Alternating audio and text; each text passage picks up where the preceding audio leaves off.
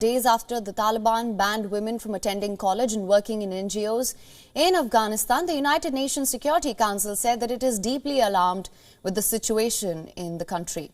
Now, the Security Council called on the Taliban to reverse the bans that erode the fundamental freedoms of women in Afghanistan. United Nations Secretary General Antonio Guterres said that the restrictions are unjustifiable human rights violations and must be revoked. The UN chief said that the actions to exclude and silence women and girls continue to cause immense suffering and major setbacks to the potential of the Afghan people. In a statement agreed upon by consensus, the 15-member council said that a ban on female humanitarian workers announced by the Taliban would have a significant and immediate impact on humanitarian operations in the country, including those of the United Nations.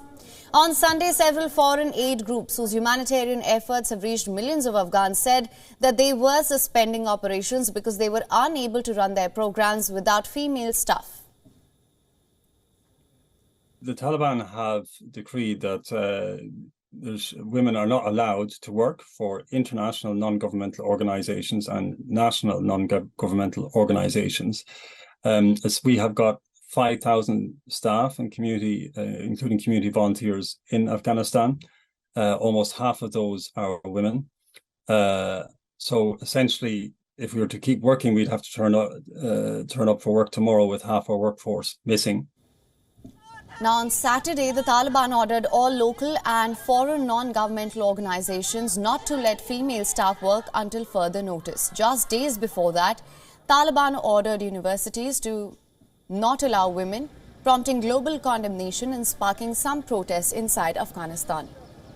Last week, United Nations Aid Chief Martin Griffiths told the Security Council that 97% of Afghan lives in poverty, and two-thirds of the population need aid to survive. 20 million people face acute hunger, and 1.1 million teenage girls were banned from schools.